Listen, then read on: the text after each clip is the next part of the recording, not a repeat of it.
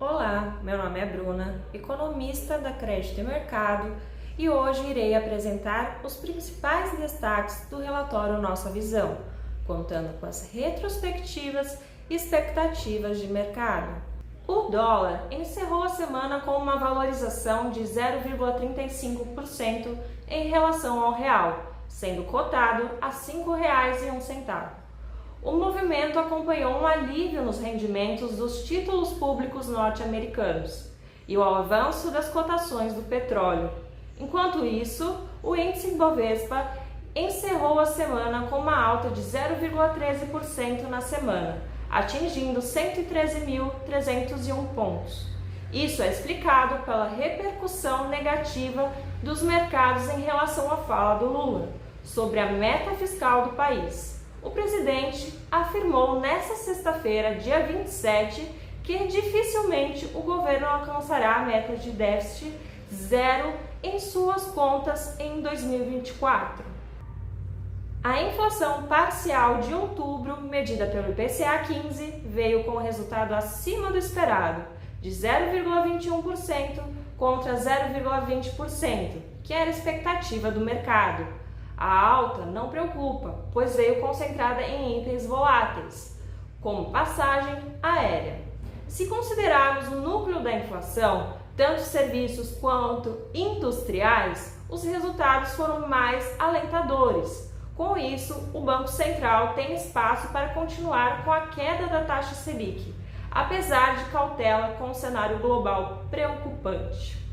A Câmara dos Deputados aprovou na última semana o projeto de lei das offshores e segue para o Senado Federal. As mudanças foram feitas de última hora, com a proposta de manter a mesma alíquota de 15% para investimentos offshore e fundos fechados e ainda um aumento de 6% para 8% a ser paga pelos detentores dos fundos na atualização dos ganhos acumulados.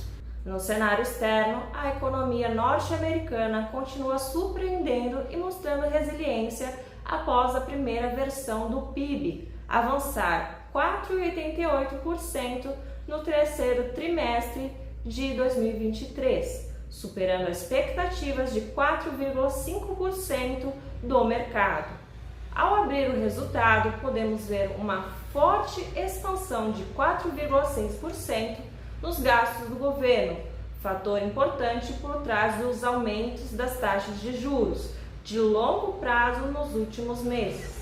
A perspectiva é que a economia sinta os impactos da alta dos juros nos próximos meses e que o crescimento do PIB no quarto trimestre já mostre uma desaceleração considerável. O Banco Central Europeu optou por encerrar uma série de 10 aumentos consecutivos nas taxas de juros, que teve início em julho de 2022.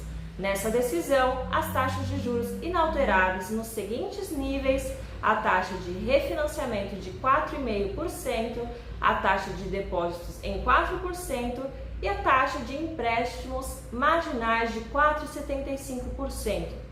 Em seu comunicado, o Banco Central Europeu indicou que a política monetária atual é suficientemente restritiva para alinhar a inflação com sua meta.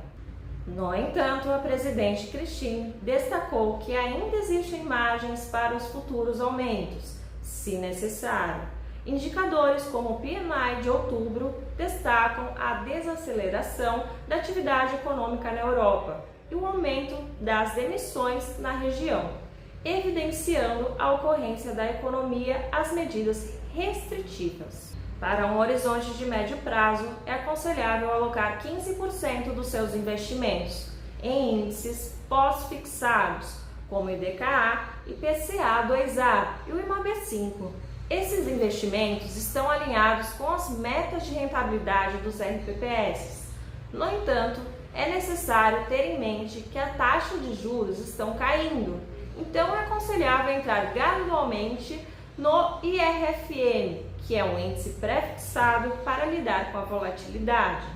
Em relação aos investimentos de curto prazo, sugerimos reduzir gradualmente sua exposição até que represente apenas 10% do seu portfólio. Isso se deve ao cenário incerto no exterior e à redução da taxa de juros no Brasil, o que torna os investimentos de um curto prazo menos atraentes. Para diversificar sua carteira, considere adquirir títulos privados, como letras financeiras, até que eles representem 15% do seu portfólio. Essas letras financeiras oferecem taxas de retorno que geralmente superam as metas atuantes dos RPPS e têm prazos de até 10 anos, tornando-se uma opção atraente para a diversificação. Quanto aos fundos de investimento no exterior, aconselhamos cautela, especialmente dado o cenário econômico atual, com a inflação persistente e taxas de juros elevadas tanto no curto quanto no longo prazo, 10 anos.